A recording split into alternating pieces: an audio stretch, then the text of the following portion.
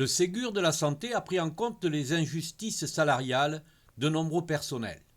Les soignants de la masse de Camblane, où sont soignés 50 patients cérébraux lésés, ont été les oubliés du Ségur. Ils ne comprennent pas une mise à l'écart dénuée de toute explication.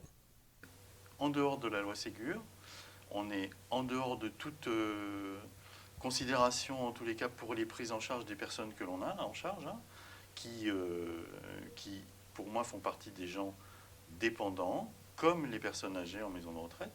Donc on est un peu les oubliés du circuit, peut-être parce qu'on est peu nombreux, peut-être parce qu'on n'est peut-être pas non plus bien représentés. En tous les cas, voilà, il n'y a pas grand monde qui nous défend et qui nous représente. Le rôle des personnels auprès des résidents est pourtant très clair. On prend en charge des personnes qu'il faut soigner, aider, qu'il faut prendre 24 heures sur 24, qu'il faut surveiller. Voilà, on fait des actes de soins tous les jours et on est à côté, on est en dehors. Une situation inadmissible. Les personnels de la masse de Camblane sont partis en grève. Un premier mouvement le 8 décembre, c'était plutôt un déblocage puisque par rapport à la crise sanitaire, on n'a pas pu manifester et puis l'intérêt n'était pas d'aller dans les rues manifester, mais c'était surtout de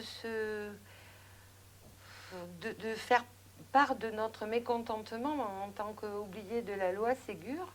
Donc une grande partie du personnel s'est retrouvée en début d'après-midi à la masse et avec tous dans la bouche pourquoi on n'a pas le Ségur.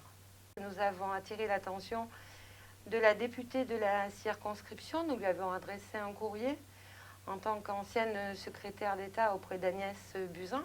À ce jour, nous n'avons pas eu de réponse. Et là, il y a un mouvement de grève qui a été relancé la semaine dernière.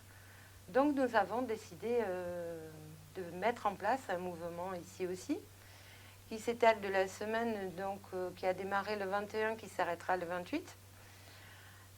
Sur les 71 salariés de la masse, il y a quand même 30 salariés qui ont perdu des heures, voire une journée de travail, pour exprimer leur mécontentement. Professionnels jusque dans la grève, les personnels s'arrangent pour maintenir une activité sans aucune conséquence lourde sur les résidents. Les soignants entre eux ont essayé de se répartir les tâches et du coup on n'a pas tous fait grève en même temps, à part le service où je suis sur l'accueil de jour. On a dû fermer une journée, on a fermé vendredi dernier parce que comme on n'est que deux dans le service, et on a fait grève en même temps. Et après sur les étages, les filles se sont organisées pour ne pas faire grève le même jour. Donc les personnels qui restent ce jour-là, ça les a pénalisés parce qu'il y a eu beaucoup plus de soins à faire que les autres jours. Comme aujourd'hui où un service a été très impacté. Parce qu'ils n'étaient que deux à la place de 4. Donc du coup, les autres étages ont été les aider pour qu'ils puissent subvenir aux besoins de tous les résidents.